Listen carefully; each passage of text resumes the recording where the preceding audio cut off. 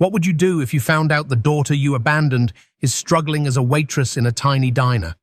For billionaire Alexander Morgan, this shocking discovery changed everything. Alexander Morgan was a man who had everything, or so it seemed. At 55, he was a titan of industry, the name behind Morgan Enterprises, a sprawling empire worth over $12 billion. His name was etched in gold on skyscrapers, his face a fixture on business magazines, and his life a testament to ambition realized. But beneath the glittering exterior, Alexander was a man haunted by regret.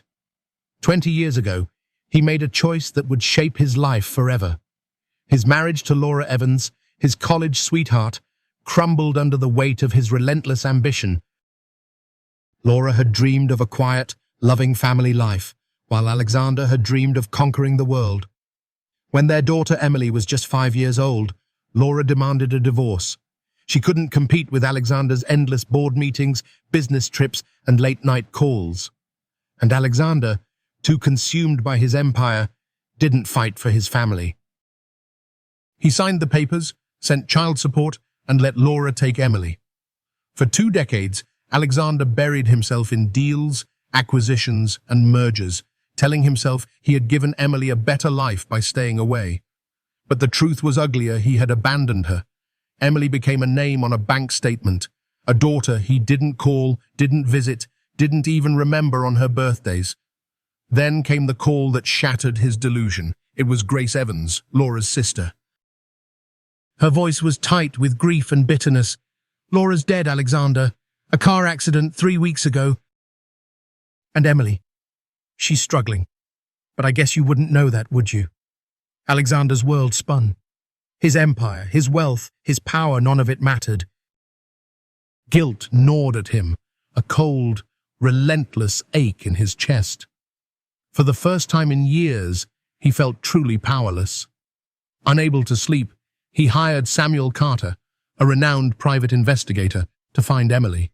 "She's your daughter," Samuel had said, lighting a cigar. "But this won't be easy.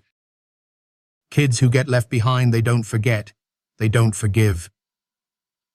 Days turned into sleepless nights as Alexander waited. His boardroom felt suffocating. His private jet, his penthouse, empty trophies of a life without meaning. Finally, Samuel called. "I've got her. She's in Maplewood Town, 3 hours away. Works at Henry's Diner. But Alexander, you need to see this for yourself."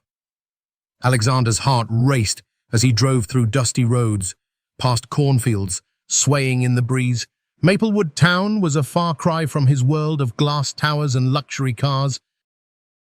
The diner was a modest place, peeling paint, a flickering neon sign, a parking lot scattered with gravel. He hesitated in the car, watching through the window. And then he saw her.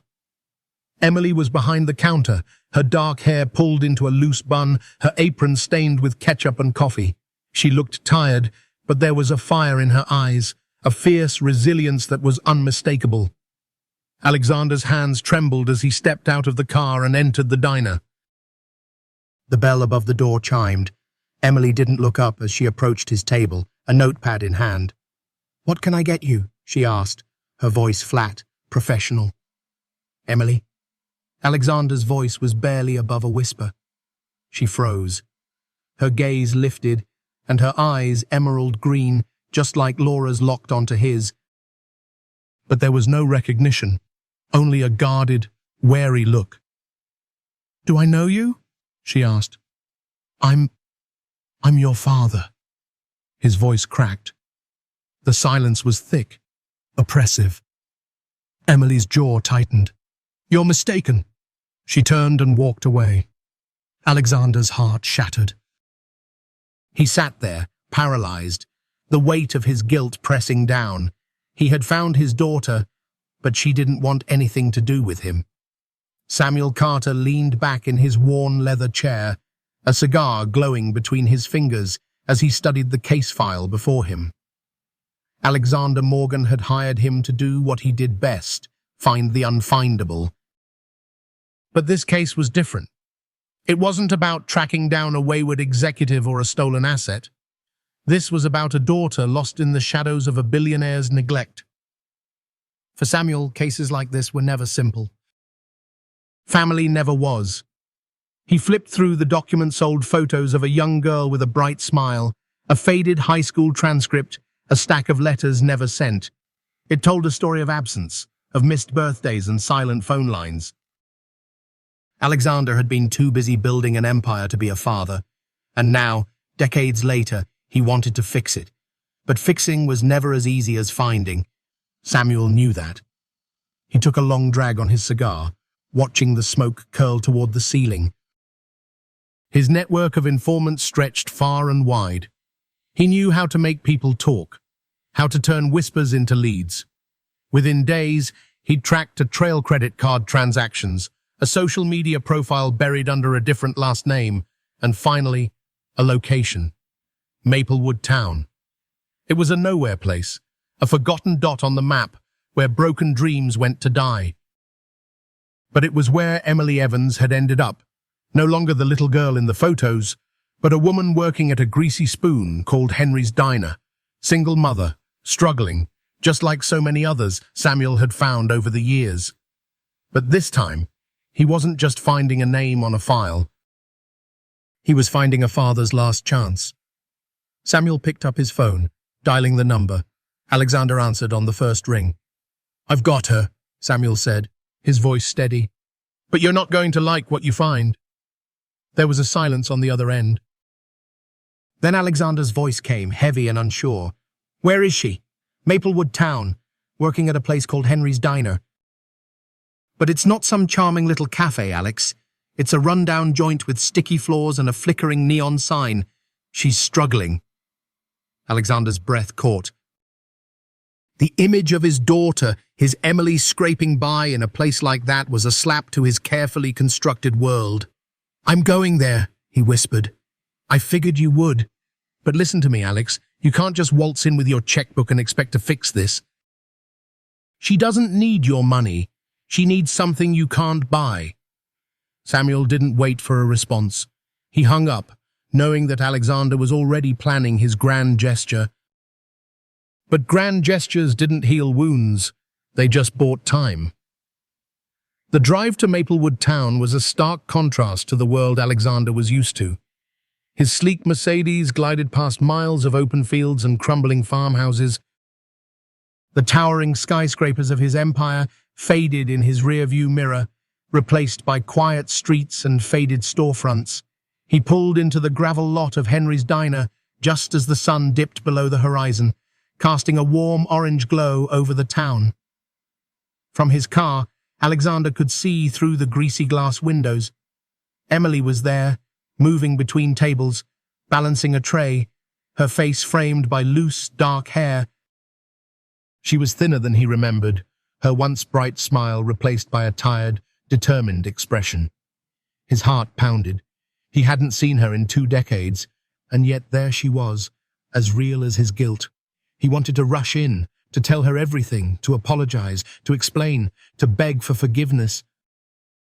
But something stopped him. Fear, shame. The realization that he wasn't a father. He was a stranger. He watched her for a while, trying to gather the courage, but with each passing minute, his confidence crumbled. How do you walk into someone's life after you've walked out of it? How do you tell them they mattered when you spent years proving they didn't? His phone buzzed. A text from Samuel. "Don't mess this up, Alex." But Alexander was already frozen, his hands gripping the steering wheel. Memories of Emily as a little girl flashed in his mind, her laughter in the park, the way she would run to him with her tiny arms open wide. Memories of the life he chose to leave behind. Finally, he stepped out of the car, each step feeling like a journey. The bell above the diner door chimed as he walked in. The smell of burnt coffee and fried grease hung in the air. Truckers hunched over the counter, the faint hum of a jukebox filling the quiet. And then she saw him. Emily's gaze froze, her body stiffened. A moment of shock, then something dark a ranger. She didn't move, but her eyes spoke volumes. Emily? Alexander's voice was barely above a whisper. Can I help you? She asked, her voice polite but cold, a stranger's voice. It's me. It's your father. Silence swept over the diner, a low murmur dying out as the other customers sensed the tension. Emily's jaw tightened. I don't have a father, she said, turning away, grabbing a coffee pot. Just a man who used to send checks. Emily, please. Alexander stepped forward. Just give me a chance. Let me explain. You had 20 years to explain, she snapped, spinning around, her voice rising. 20 years of nothing. No calls, no visits, just silence. Alexander felt the sting of every word, each one a blade of regret. I was wrong, I know that, but I'm here now. I want to make things right. Right? Emily's laugh was sharp, bitter. Right is something you don't get to be, Alexander. Go back to your glass towers and leave me alone. With that, she turned and walked into the kitchen, the swinging door slamming behind her. Alexander stood there, the world spinning around him. The laughter of the truckers, the clatter of plates, all of it blurred. He wanted to chase after her, to beg, but he knew it would only push her further away. Outside, the cold wind bit at his face, but it was nothing compared to the emptiness in his chest. He leaned against his car, staring at the glowing diner sign, the light flickering, a perfect metaphor for his fading hope.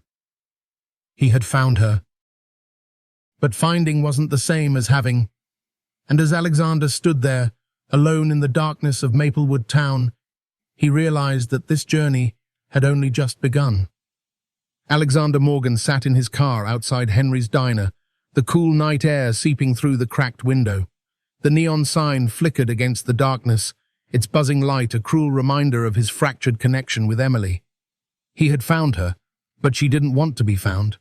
Every instinct in him screamed to walk away, to retreat back to his world of luxury and power, where he was respected, even feared.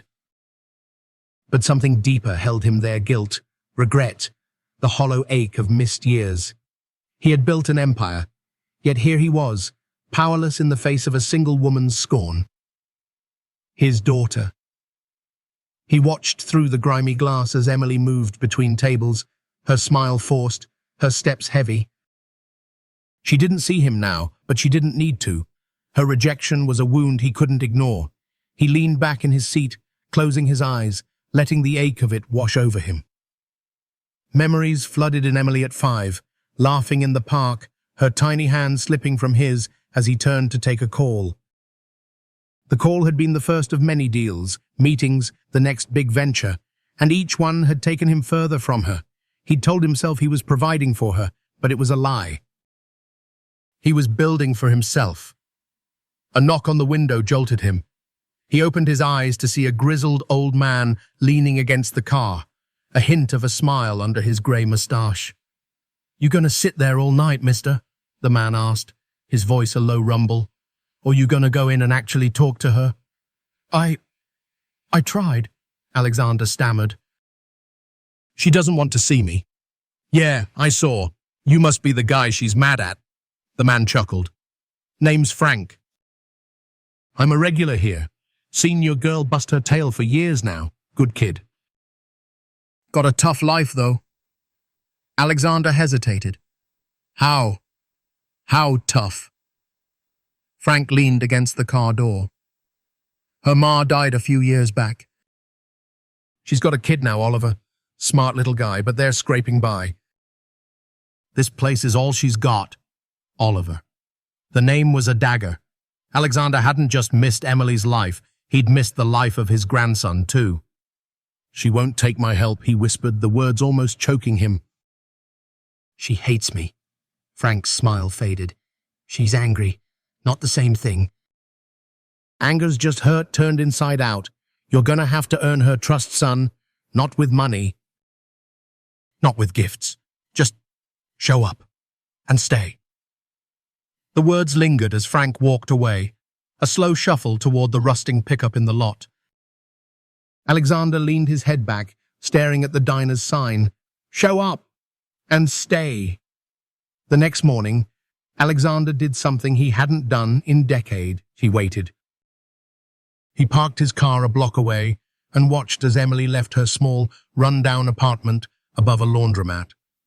She walked with Oliver, a boy with bright, curious eyes and a backpack that seemed too big for his tiny frame. "Mom, can we go to the park later?" Oliver's voice was clear, a spark of joy in a grey morning. "If I get off early, sweetheart," Emily said, her voice softer than it had been with Alexander. "But you know how it goes." "Okay," Oliver sighed, and he ran ahead, his laughter ringing out. Alexander followed at a distance, feeling both a sense of pride and shame. This was his family, his blood, and they had no idea who he was. He watched as Emily dropped Oliver off at a modest elementary school. She kissed his forehead, straightened his collar, and whispered something that made the boy smile. Then she turned and hurried down the street, her shoulders already hunched with the weight of the day ahead. Back at Henry's diner, Alexander entered, the bell above the door jangling. The morning crowd was just trickling in truckers, locals, and a few weary travelers. Emily was at the counter, wiping it down, her hair pulled back, a tired smile forced onto her face. She saw him, her expression hardening. "Didn't get the message last night," she muttered, pouring coffee for a customer. "I did," Alexander replied, trying to keep his voice steady. "But I can't just leave." "You can. It's easy. Door's right there," she snapped. "Emily, I know I don't deserve it. I know I failed you, but I want to be here. I want to make things right." "Make things right?" She laughed, a bitter sound. "With what? Money? Apologies?" "Those don't fix anything, Alexander." "I know," he whispered, "but I have to try." She shook her head, moving away, but he didn't leave. He found a corner booth and sat there, ordering nothing, just watching her work. He watched her rush between tables, her smile a mask, her exhaustion seeping through the cracks. Hours passed. Customers came and went. Frank returned, giving Alexander a nod of approval. But Emily never looked his way again.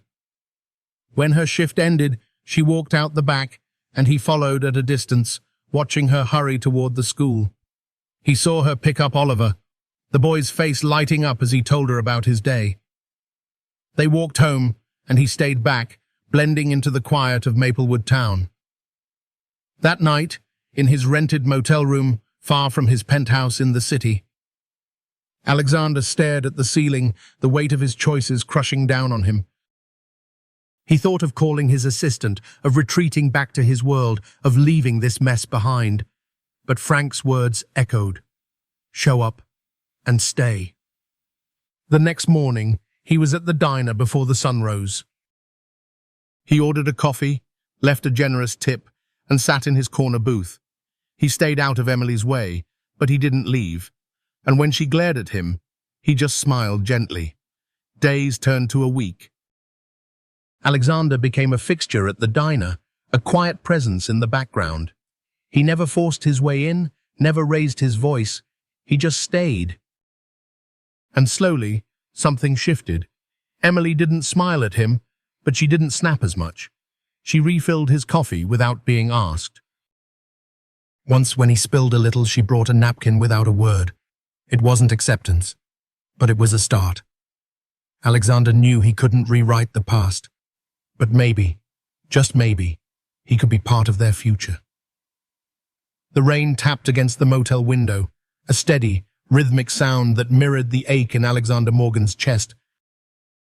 Days had turned into weeks since he first set foot in Maplewood town, and in that time, he had become a ghost, drifting through Emily's life, but never truly stepping inside. Every morning, he would take his place in the corner booth at Henry's diner. He would watch Emily work, her forced smiles, her quiet exhaustion. He tried to help where he could, leaving generous tips, occasionally fixing a broken chair, even helping a customer who struggled with the door. But to Emily, he was just there, an unwanted shadow. Frank Mitchell, the grizzled regular who had become something of a guide, noticed. "You keep showing up, but you're not doing much, are you?" he grumbled one morning, sipping his black coffee. What else can I do? Alexander's voice was weary. She won't talk to me. She won't let me in.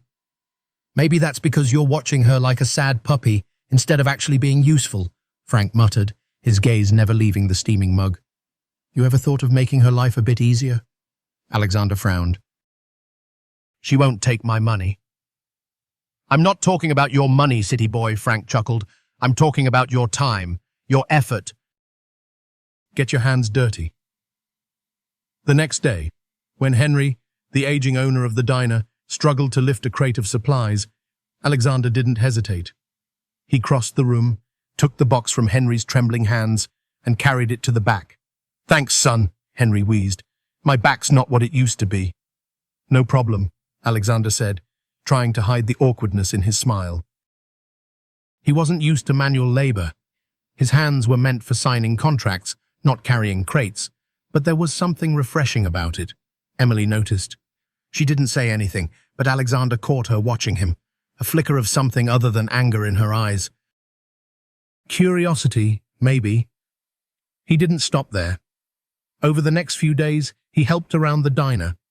He swept the floors after the morning rush, cleared tables when Emily was busy, even learned how to brew the bitter, overcooked coffee that the truckers seemed to love. He never forced himself into Emily's space, but he became part of the rhythm of the diner. One rainy afternoon, as the lunchtime crowd thinned, Henry pulled Alexander aside. You know, you don't have to keep doing this. You're not getting paid. I'm not here for money, Alexander replied, wiping his hands on a dish towel. I'm here for her. Henry's face softened. You got a lot of work to do, son. She's been through hell. I know, Alexander whispered, his gaze drifting to where Emily was laughing with a customer, her smile brighter for just a moment. But I can't leave again. Not this time. That evening, as he stepped out into the rain, he saw Emily walking with Oliver, the boys skipping in puddles, his laughter a bright spot in the grey. Alexander stayed at a distance, watching them turn down a narrow street toward their cramped apartment above the laundromat. Back in his motel room, Alexander lay awake, the patter of rain against the window matching the restless beat of his thoughts. He thought of his skyscrapers, his private jets, his penthouse, empty monuments to his ambition. And he thought of Emily and Oliver, sharing a tiny apartment, living off tips and late-night shifts. The next morning, Alexander arrived at the diner before dawn. He was sweeping the front steps when a voice called out behind him. Figured you'd be here? It was Emily, her arms crossed, a mix of confusion and disbelief in her eyes. I just wanted to help, Alexander explained, brushing away the rainwater pooling on the steps. I know I can't change the past, but I can try to be here now. Emily's lips pressed into a thin line. So you're just going to stay here? Forever? Maybe, he replied, standing straighter. Until you tell me to leave, and I mean it this time. She shook her head, a wry smile breaking through. You're crazy, you know that? Wouldn't be the first time I've been called that, he chuckled, and for the first time, she didn't walk away. The days stretched on, and Alexander's place at the diner became almost natural. He wasn't just the man watching from the corner booth. He was the man who fixed the flickering neon sign, who filled ketchup bottles, who learned how to make the perfect grilled cheese. He was the one who stood in the rain, helping Henry unload supplies, who told stories of his travels to the truckers, earning a few laughs. And he was the man who, one evening, saw Oliver sitting alone outside the diner, his backpack on his knees. Hey there, champ, Alexander said, approaching gently. Everything okay? Oliver looked up, his bright eyes clouded. Mom's working late. I was waiting, but it's getting dark. Without a second thought, Alexander knelt beside him. Mind if I wait with you? I promise I'm not as boring as I look. Oliver giggled. You look like a businessman. Guilty as charged, Alexander laughed. But I'm learning a few new tricks. They talked about school, about dinosaurs, Oliver's favorite, And about the best ice cream flavors? Alexander's heart swelled with every question Oliver asked, each one a bridge to a world he had almost missed. When Emily finally emerged, tired but smiling, she froze at the sight of them. Her son, laughing with the man she had once called father. "Oliver, come on," she said, her voice wary. "Mum, this is Mr. Alex," Oliver chirped. "He knows all about dinosaurs." Alexander met her gaze, his smile fading slightly. He didn't expect a thank you. He didn't deserve it. "Let's go, sweetie," Emily said, taking Oliver's hand. But before they walked away, she turned, her voice barely a whisper. "Thanks for waiting with him." The words were small, but to Alexander, they were a crack in the wall he had spent so long trying to climb. That night, as the rain began to fall again, Alexander walked back to his motel, his heart just a little bit lighter. For the first time, he didn't feel like a stranger in Maplewood Town. He felt like he was part of something small, fragile, but real. And as the rain whispered against the window, he realized that for the first time in years, he had something to hope for.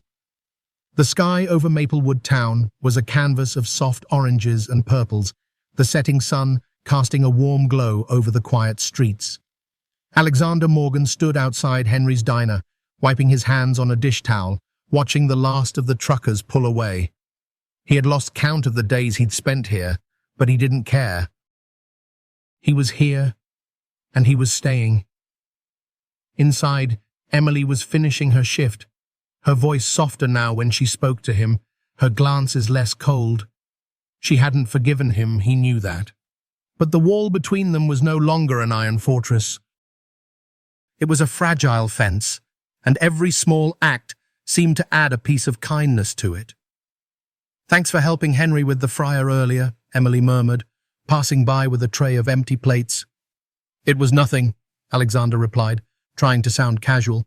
"Besides, I'm getting pretty good at this whole diner life thing." She didn't smile, but she didn't roll her eyes either. That was progress. As the last customers left, Henry hobbled out from the kitchen, his face pale and his breathing heavy. Alexander noticed immediately. "Henry, you okay?" "Just the old ticker acting up again," Henry chuckled, trying to wave it off. "Nothing a good night's sleep won't fix." But Alexander saw the pain in the man's eyes, the way his hand trembled as he reached for his coat. "Maybe you should see a doctor," he suggested, a hint of concern in his voice. I will," Henry muttered. But they both knew he wouldn't. Small towns like Maplewood had a way of letting people fade away, too stubborn or too proud to ask for help. As Henry left, Emily and Alexander began cleaning up.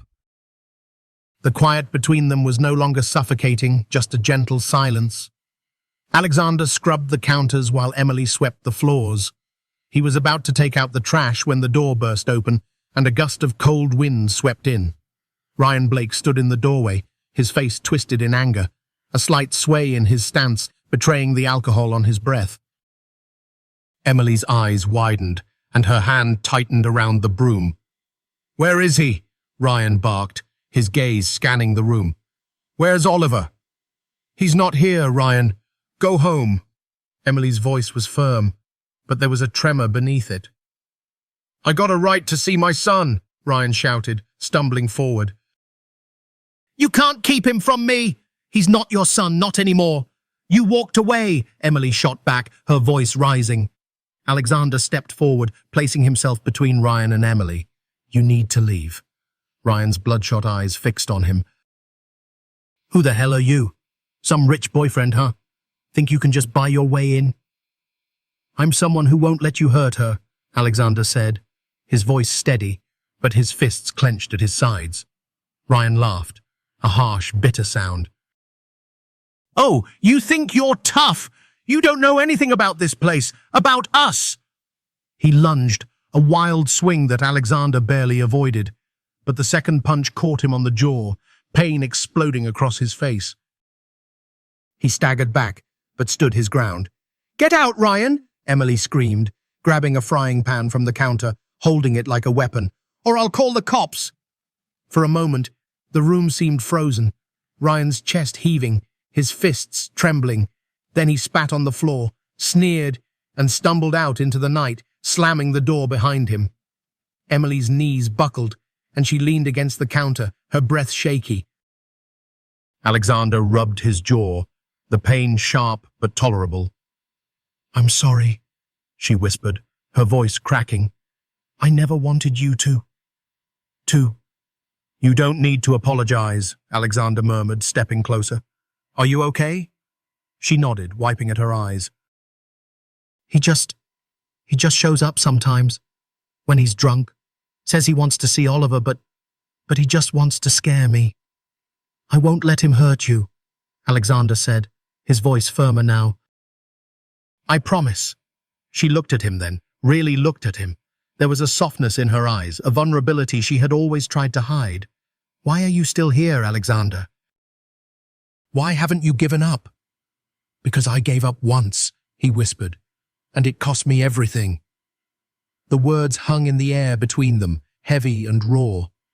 Emily swallowed, her gaze dropping. "I don't know if I can ever forgive you." "I understand," he replied, "but I'm not leaving."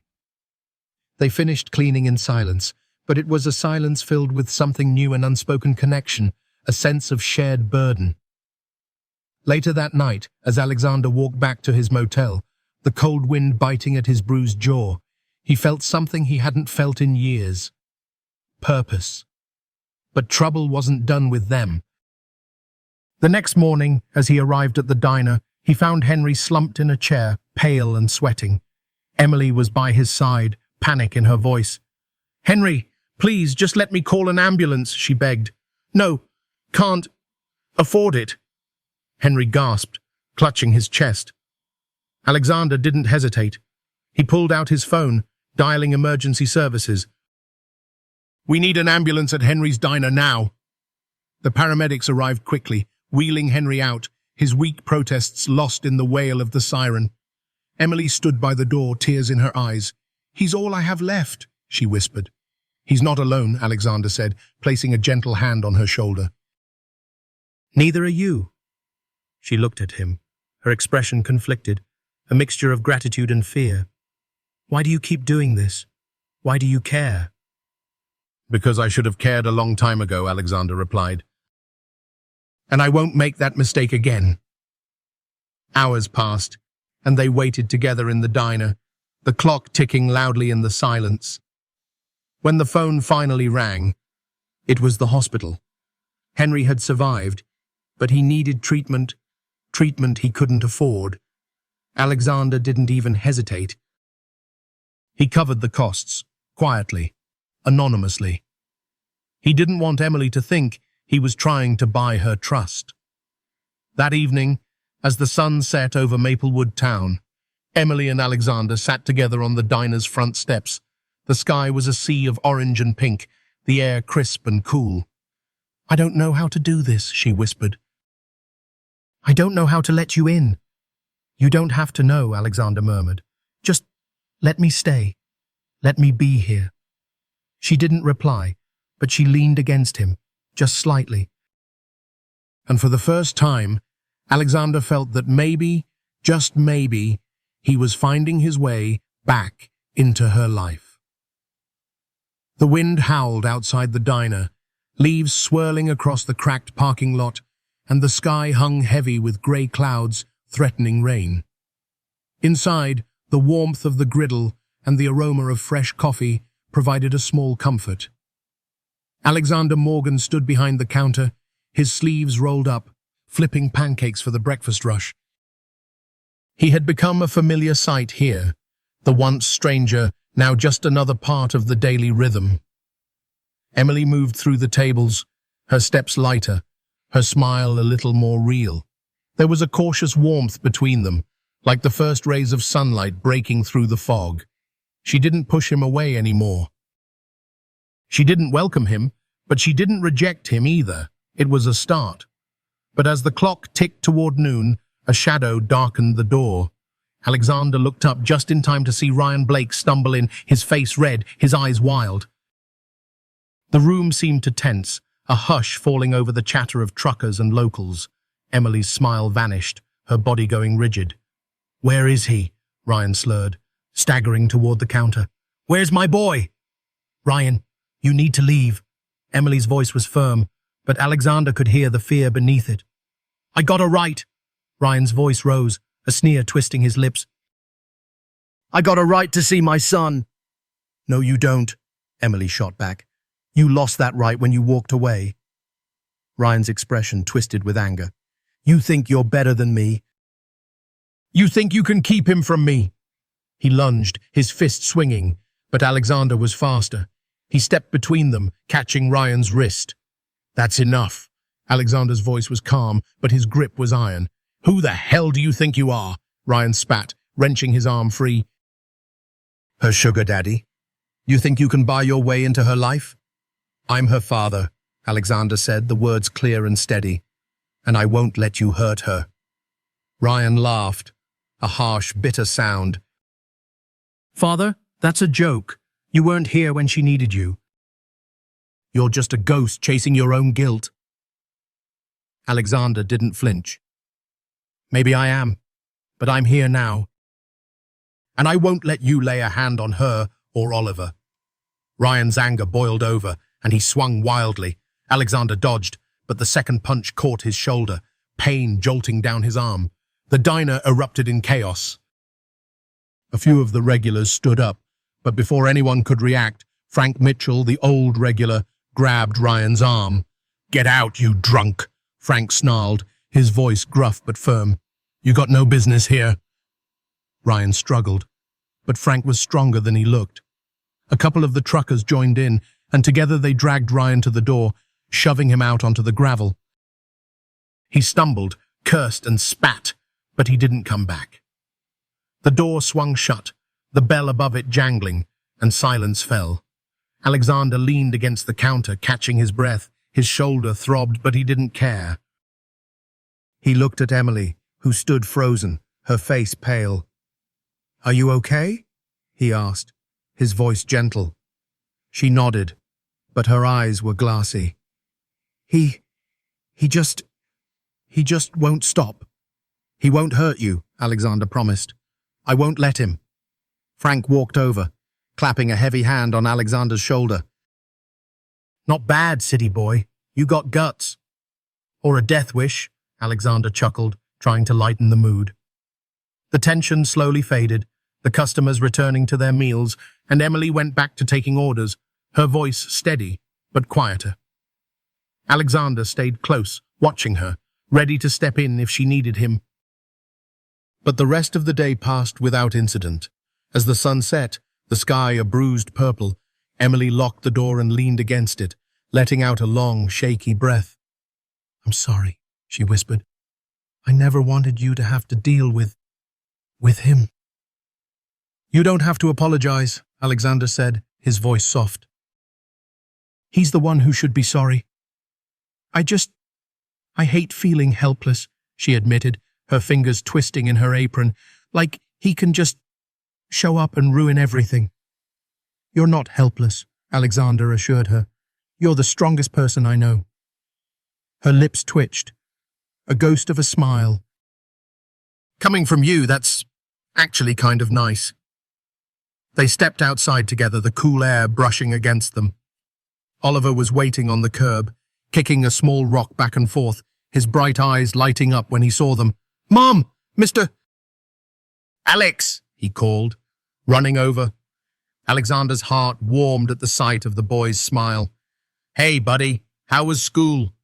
"It was great. I got an A on my spelling test." Oliver beamed, waving a crumpled piece of paper. "That's amazing!" Alexander grinned, ruffling the boy's hair. "You're a genius."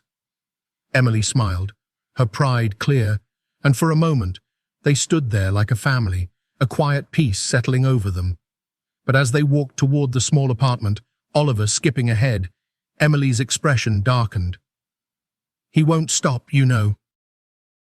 "Ryan, he'll keep coming back." "Then we'll be ready for him," Alexander said. "We'll protect Oliver." "We'll protect you." "We?" She looked at him, her gaze searching. You keep saying we, but you have a whole life somewhere else, don't you? A big company. A mansion. Why are you still here? Because none of that means anything without you. Alexander's voice was raw, unguarded. I've spent a lifetime chasing success, but I lost what really mattered. I lost you, and I'm not losing you again. Her eyes softened, her defenses cracking. I want to believe you, I do, but it's so hard. I know, he whispered. And I'm not asking you to forgive me. I'm just asking for a chance to be here. To be someone you can count on. They reached the apartment, and Emily paused at the door. Maybe you could stay for dinner? I mean, if you want. I'd love that, Alexander replied, a warmth spreading in his chest. Inside, the small apartment was cluttered but cozy. Oliver chattered excitedly, showing off his school projects, his dinosaur drawings, his favorite toys. Alexander listened, laughing, marveling at the boy's energy. Emily made a simple pasta dish, and they ate together, the soft light casting a warm glow over them. For the first time, Alexander didn't feel like a stranger looking in. He felt like he belonged. After dinner, Oliver fell asleep on the couch, his head resting against Alexander's arm. Emily watched, a softness in her gaze. He likes you, she whispered. I like him too, Alexander replied, brushing a strand of hair from the boy's forehead. He's a great kid, just like his mom. Emily's cheeks flushed and she looked away. Thank you. For everything today. For protecting us. I'll always protect you, Alexander promised. I don't care what it takes. And for the first time, Emily leaned against his shoulder, her guard slowly crumbling. The wind howled outside, but in that tiny apartment, a fragile warmth began to grow. Autumn settled over Maplewood town like a worn, comforting blanket. The crisp air carried the scent of fallen leaves, and the trees along the quiet streets blazed with shades of orange and gold. At Henry's diner, the warm glow of the neon sign flickered against the early twilight, welcoming locals seeking a hot meal and a moment of familiarity. Alexander Morgan had become more than just a customer. He was a part of the place now. Most mornings, he brewed the coffee, wiping down the counter, sharing jokes with the regulars. He was learning to live in a world without boardrooms and billion-dollar deals, a world where a hot cup of coffee and a friendly smile meant more than a stock portfolio. Emily was less guarded now.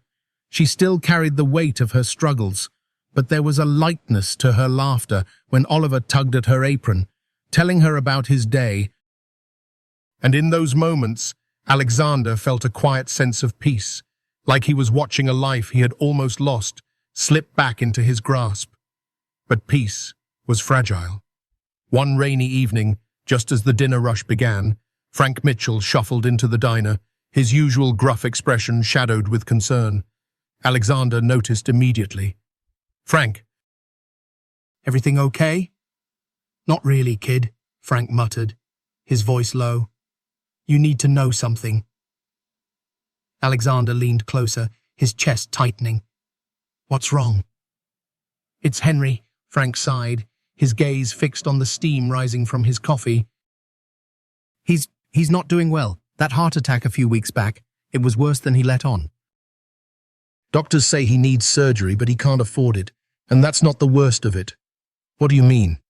Alexander's voice grew tense. Frank hesitated, his weathered face creased with worry. Henry's been trying to keep it quiet, but he's selling the diner. A developer's buying it. Gonna tear it down, build condos?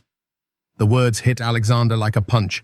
He glanced at Emily, who was laughing with Oliver near the jukebox, completely unaware of the looming storm. They can't take this place away, Alexander whispered, his fists clenching. This diner is her life. It's her home. Frank nodded. I figured you'd want to know. But Henry's too proud to ask for help. And Emily? Well, you know her. She'd rather break than bend. Alexander's mind raced. The diner wasn't just a place to eat. It was a refugee, a sanctuary, where Emily had built a life, where he had found a chance to reconnect with her. Losing it would shatter everything. That night, as the rain drummed against the motel window, Alexander couldn't sleep. He stared at the ceiling, memories of his life flashing before him, penthouse views, champagne toasts, headlines praising his brilliance. But those things were empty. This was real. This mattered. The next morning, he confronted Henry in the tiny office behind the kitchen. The old man was slumped in a battered chair, a stack of bills scattered across the desk. "Henry, why didn't you tell me?" Alexander's voice was steady, but his heart pounded. "It's none of your business, Alex," Henry grumbled, refusing to meet his eyes. "I can't keep this place going. Medical bills, they're bleeding me dry." "Let me help you," Alexander urged, leaning forward. "We can save the diner." Henry's eyes flashed with stubborn pride. "No. I won't take charity. I won't be some pity case for a rich man who feels guilty." "It's not about guilt," Alexander insisted. "It's about doing what's right. This place means something. To you, to Emily, to this whole town." Henry sighed, his shoulders sagging. "And what do you expect in return? My gratitude? A pat on the back?" "No," Alexander replied softly. "I just want to make sure she doesn't lose everything again." Henry's glare softened, and for a moment he looked more tired than angry. "There's nothing you can do, kid. The developer's already got the contract. Once I'm gone, they'll tear it down." But Alexander wasn't giving up. He spent the next few days making calls, reaching out to contacts, using the network he had built over a lifetime. He didn't tell Emily. He didn't want to get her hopes up until he was sure. And then he found a small business grant designed to preserve local landmarks and community centers. It was enough to cover Henry's medical bills and buy back the diner's lease from the developer. The paperwork was a nightmare, but Alexander was in his element. Negotiations, contracts, legal loopholes. This was his battlefield, and for the first time in a long time, he was fighting for something that mattered. But he kept his involvement a secret, arranging for the funds to come through as an anonymous donation. To Henry, it seemed like a miracle, a grant approved just in time. And to Emily, it was a lifeline. "Henry, you're not selling," she gasped one evening, her eyes wide with shock. "Looks like the town's got a soft spot for this old place," Henry chuckled, though his eyes misted with gratitude. "We're staying right here." Emily hugged him, her smile bright and tearful. "I can't believe it. I thought we'd lose everything." Alexander stood by the counter, watching from a distance, a quiet smile on his lips. He didn't need recognition. He didn't need a thank you. He just needed to know she was safe. But as the days passed, his relief was replaced with a quiet fear. What if she never knew? What if she thought it was just luck, just a twist of fate? Would she ever see that he was fighting for her, even when she didn't know it? One evening, as they were closing up, Emily looked at him, a curious smile on her lips. "You seem happy lately. Did something good happen?" "I guess you could say that," Alexander chuckled, hiding his relief. "Henry says we're safe. That the diner's staying. I don't know how, but it feels like a miracle." "Sometimes miracles are just people doing the right thing," Alexander murmured, wiping down the counter. "Yeah." Emily smiled, leaning against the jukebox, the soft glow of the neon lights reflecting in her eyes. "Maybe." But then her expression changed, a hint of suspicion flickering. "Wait, Alex, did you do something?" "What makes you think that?" he replied, trying to sound casual. "I don't know. Just a feeling," she said, stepping closer, searching his face. "You're always here, always helping, always protecting." "I promised I would," Alexander whispered. Emily's gaze softened, and for a moment the walls around her seemed to melt away. You're not who I thought you were." I'm just trying to be someone you can trust, he said, his voice raw with emotion. Silence settled between them, thick but not uncomfortable. Finally, she leaned against him, her head resting on his shoulder. Maybe I'm starting to believe that. Outside, the wind rustled the leaves, carrying the crisp scent of autumn.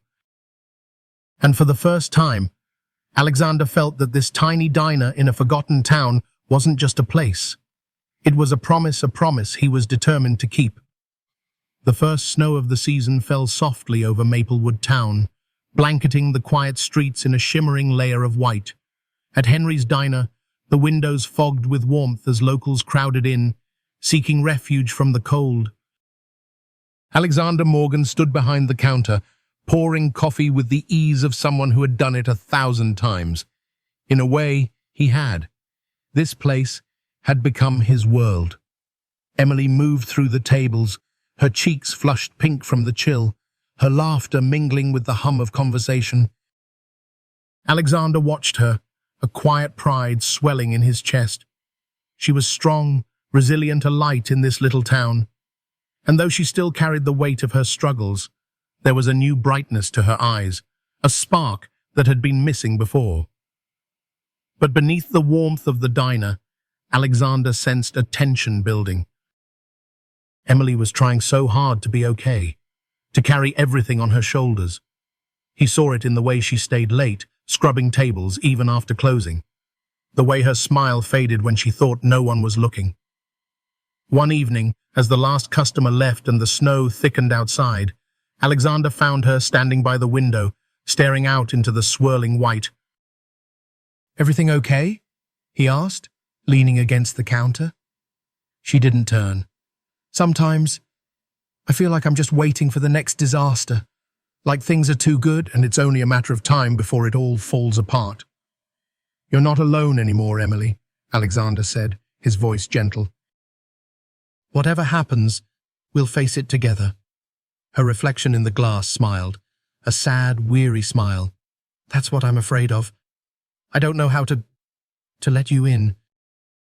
I've spent so long fighting on my own." "Maybe you don't have to fight anymore," he whispered. She turned then, her gaze searching his. "But what if you change your mind? What if one day you wake up and realize you don't belong here? That I'm just a mistake you're trying to fix?" "Emily." He stepped closer, his voice firm. "You are not a mistake. You are my daughter. And I don't care how long it takes, I'm not leaving." Her eyes shimmered with unshed tears, but she looked away, wiping them quickly. "You say that now. I'll say it tomorrow, and the day after, and every day until you believe it," Alexander promised. But just as he thought he was breaking through, the bell above the door chimed, and a familiar figure stumbled in. Ryan Blake, his coat dusted with snow, his face twisted with anger. Alexander's jaw tightened. "Ryan, you need to leave." "I'm not here for you, old man," Ryan snarled. "I'm here for her," his bloodshot eyes fixed on Emily. "You think you can keep him from me? You think you can just pretend I don't exist?" "Ryan, please." Emily's voice was steady, but her hands trembled. "Just go home." "Home?" Ryan laughed bitterly. "I don't have a home because of you. You and your lies, your games. You turned him against me." "I did nothing but protect Oliver from you," Emily snapped, anger flaring in her voice. "You left us. You chose to walk away." "I'm his father," Ryan roared, stumbling forward, "and I have a right to see him." Before Alexander could step between them, Ryan lunged, his hand reaching for Emily. But she didn't back down. Her fear transformed into fury, and she grabbed the nearest thing, an old coffee pot, and swung it, the glass shattering against the wall beside Ryan's head. "Get out!" she screamed. "You're nothing but a coward. You only show up when you want to hurt us." Ryan staggered back, his face pale, shock in his eyes. You'll regret this." "No, Ryan," Alexander said, his voice like steel. "You're the one who'll regret it. If you ever come near her again, you'll answer to me." Ryan's gaze darted between them, and then he turned, stumbling out into the snow, his shadow swallowed by the swirling white. Silence filled the diner, thick and heavy. Emily's shoulders slumped, and she sank into a chair, her breath coming in shaky gasps. "He won't stop," she whispered. "He never stops." "Yes, he will," Alexander promised, kneeling beside her. "I'll make sure of it." Her eyes searched his, desperate and lost. How do I make this stop?" "We get a restraining order," Alexander said firmly. "We talk to the police, and I'll stay with you." "Every step of the way." "But what if he hurts you?" she whispered, her voice breaking. "He won't," Alexander smiled, a hint of warmth in his gaze. "I've faced worse than him, and I have something to fight for now." Emily stared at him, her tears spilling over. "I'm scared, Alex. I'm so scared." "I know," he whispered, reaching out and gently brushing her hair back. "But you're not alone." That night, Alexander drove her and Oliver to his motel, refusing to let them stay in the apartment where Ryan might show up again. He pulled the old armchair closer to the door, settling in for the night like a sentry. As the snow continued to fall outside, Oliver curled up on the bed, his tiny body wrapped in blankets. Emily sat beside him, her hand resting on his back, her gaze fixed on Alexander. "You don't have to do this," she whispered. "Yes, I do," he replied. "Because I promised you." "And I keep my promises." For the first time, she didn't argue. She didn't try to push him away. She just watched him, a quiet acceptance in her eyes. The next morning, they went to the police station. Alexander's connections helped speed the process. A restraining order was filed against Ryan, and the officers assured them that they would keep an eye out. But Alexander knew that paper wasn't a shield. Ryan was desperate, angry, and desperate men were dangerous. They spent the next few days together, huddled in the small motel room, making it a tiny fortress. Alexander brought takeout, told stories, and played board games with Oliver, who quickly grew attached, calling him Grandpa Alex with a wide smile. And in those moments, Alexander felt something he hadn't felt in decades: contentment. Not the empty satisfaction of a signed contract, but the quiet joy of family, of being needed. But as the snow piled higher outside, a dark thought gnawed at him. Ryan wouldn't give up, and Alexander knew he had to be ready. He wasn't just protecting a business or a reputation. He was protecting his family, and this time, he wouldn't fail them. The icy winds of winter swept through Maplewood town, but inside Henry's diner, the warmth of friendship and laughter seemed to fight off the chill. The snow piled up against the windows, but it didn't stop the regulars from shuffling in, stamping snow from their boots, and filling the room with the scent of wet coats and fresh coffee. Alexander Morgan stood behind the counter, flipping pancakes, the sizzle and pop a comforting sound. He had become a fixture here, no longer just a rich man trying to make amends, but a part of the community. He knew the truckers by name, listened to Frank's old stories, and learned to make a decent grilled cheese without burning it. But today, something was different. There was a quiet, nervous energy in the air. Emily moved between tables, her smile forced, her eyes flicking to the window every few minutes. Alexander knew why. Ryan Blake was still out there. Despite the restraining order, he hadn't disappeared. There were rumors, whispers from the locals who had seen him lurking around the edges of town, his face shadowed with anger. Emily tried to hide her fear, but Alexander saw it in the way her hands trembled when she poured coffee, in the way she pulled Oliver closer when they walked home.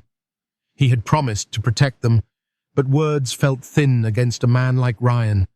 Desperate, reckless. "Morning, Alex." Frank's gruff voice snapped Alexander from his thoughts. The old man slid onto his usual stool, giving him a knowing look. "You look like you're staring down a storm." "Feels like one's coming," Alexander muttered, flipping a pancake. and I don't know how to stop it. Frank chuckled, a dry, gravelly sound. You can't stop a storm, kid. You just batten down the hatches and ride it out. But Alexander didn't want to ride it out. He wanted to end it. He wanted Emily and Oliver to feel safe. He wanted a life here, a real one, not just a fragile dream that could be shattered by a man's anger. As the day wore on, the snow fell thicker, the wind howling against the diner's windows. The crowd thinned, and eventually it was just Alexander, Emily, and Oliver, the soft hum of the jukebox playing an old tune. Why don't you two head home?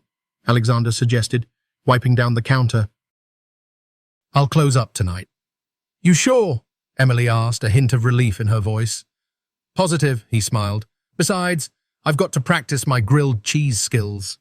She laughed, a soft, genuine laugh, and for a moment, the tension in her eyes eased.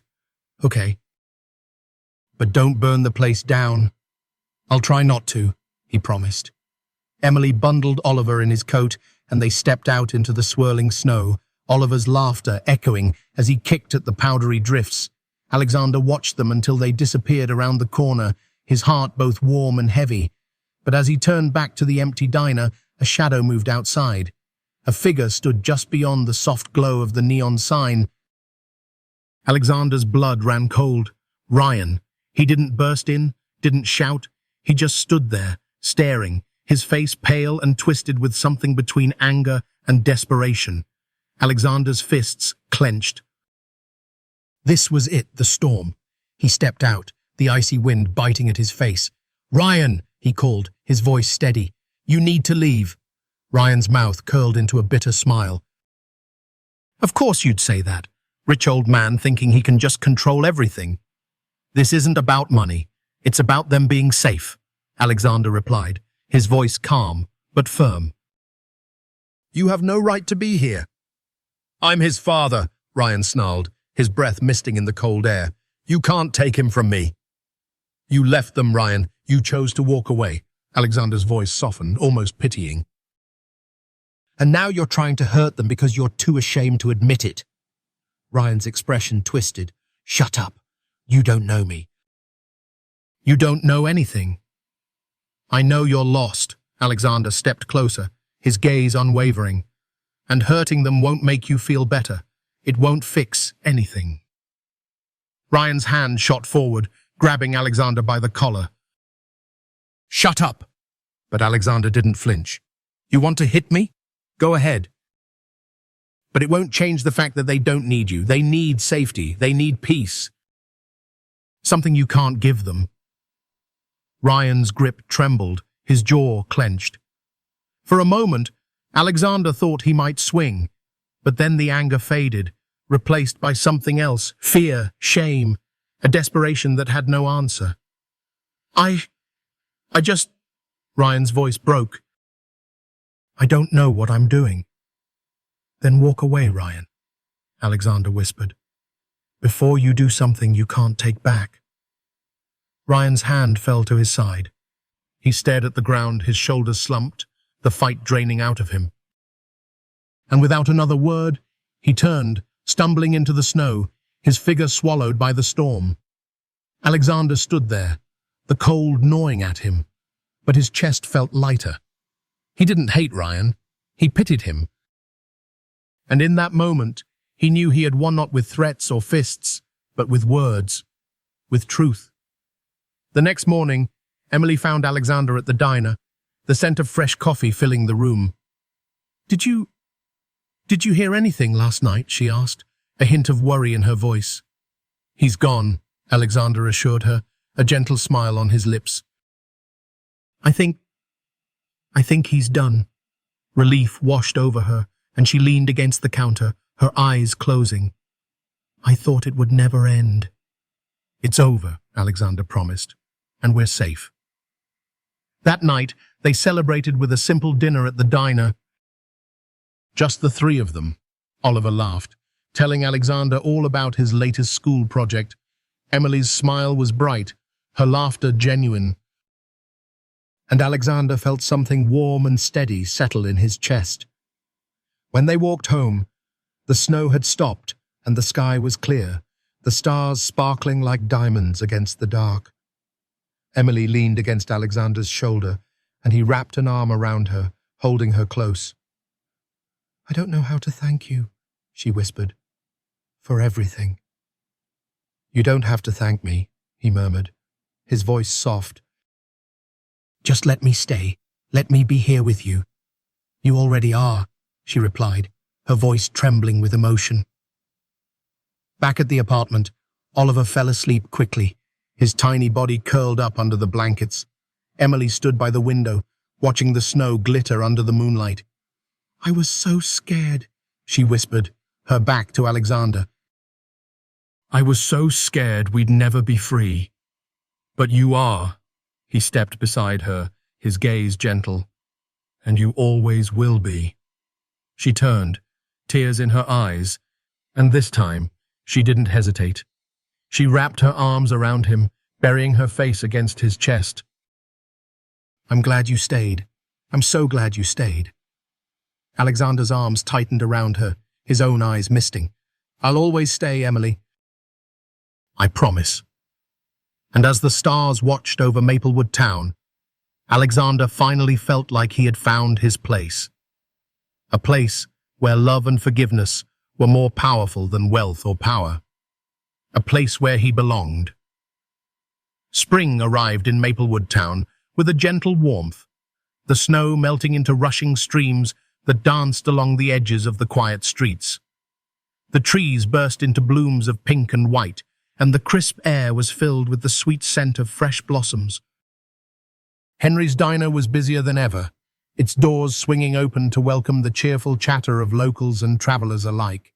Inside, Alexander Morgan stood behind the counter, his hands steady as he flipped pancakes, laughing at Frank's latest tale of his glory days. The diner had become a second home, a place of laughter, friendship, and hard work. But most importantly, it was the place where he had found something he thought he had lost forever.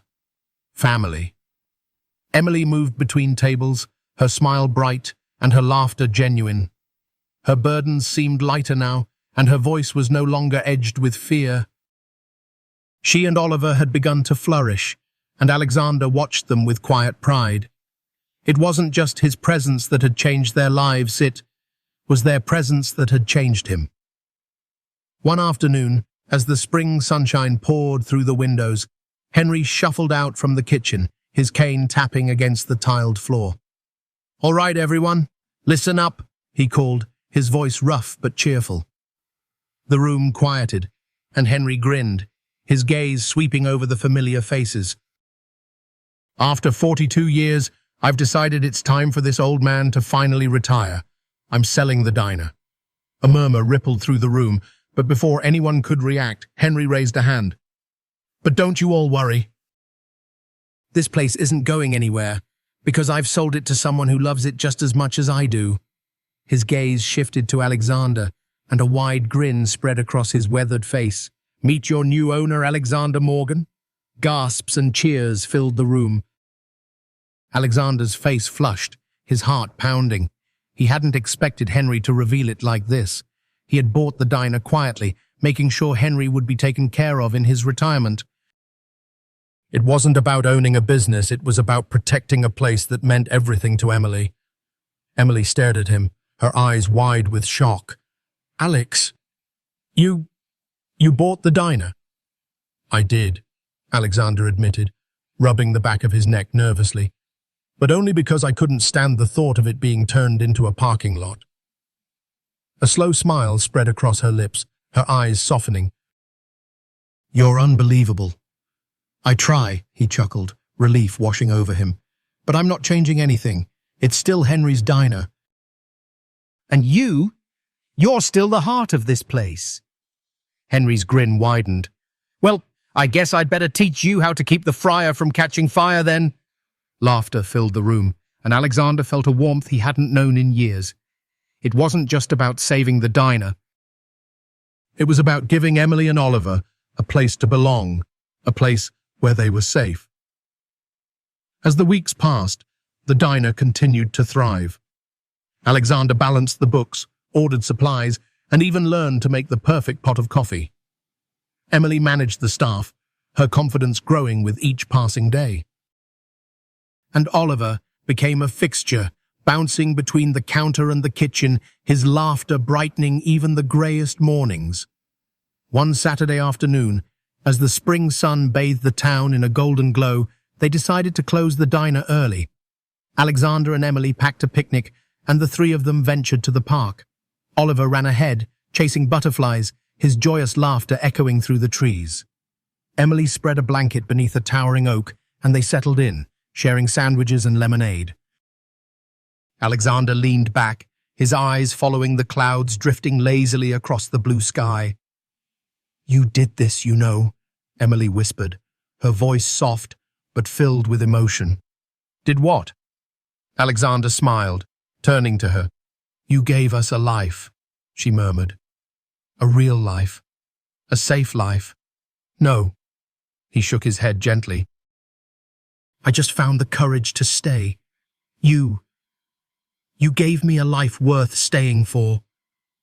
She leaned against him, her head resting on his shoulder. "I don't think I ever told you this, but I spent so many years thinking you didn't care. That you had forgotten about me." "I never forgot." Alexander's voice cracked, his arm wrapping around her. I was a coward. I thought I could build something great, but it meant nothing without you." She looked up, her green eyes bright with unshed tears. "Well, you're here now, and that's all that matters."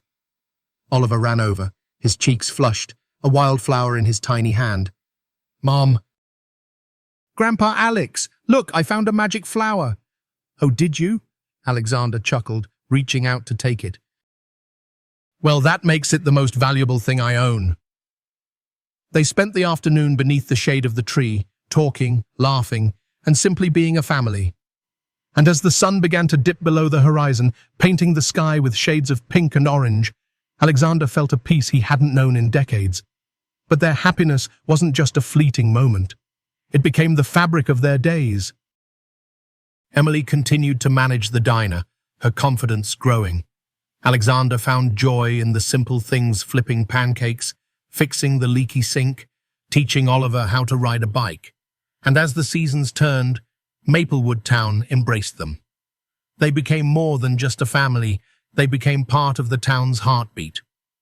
On Oliver's 8th birthday, they threw a small party at the diner.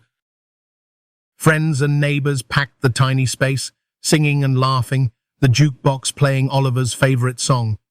Henry even returned, his face lined with age, but his smile bright. As the night wore on, and the laughter grew quieter, Alexander found himself standing outside with Emily, the cool spring breeze brushing against their faces. "Thank you," she whispered, leaning against him, "for everything." "I should be the one thanking you," he murmured, his hand finding hers. "You gave me a second chance. A chance to be something more than just a name on a building." I think we saved each other," she smiled, squeezing his hand. "I'd like to believe that," he whispered, his heart full. From inside, Oliver's voice called out, "Grandpa Alex." "Come on, you promised to show me the magic pancake flip." Alexander laughed, his gaze meeting Emily's. "Duty calls." He turned to follow Oliver, but Emily's voice stopped him. "Hey, Alex." "Yes." "I love you," she whispered, her smile warm and true.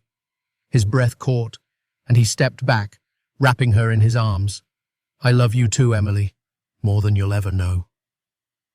They joined the laughter and the warmth of the diner, the lights spilling out into the quiet streets of Maplewood Town. And for the first time in his life, Alexander Morgan didn't feel like a billionaire or a businessman. He felt like a father, a grandfather, a man who had found a home in the love of his family. As the stars shimmered above and Oliver's laughter rang out, Alexander knew one thing for certain: he had finally found what truly mattered. And this time, he would never let it go.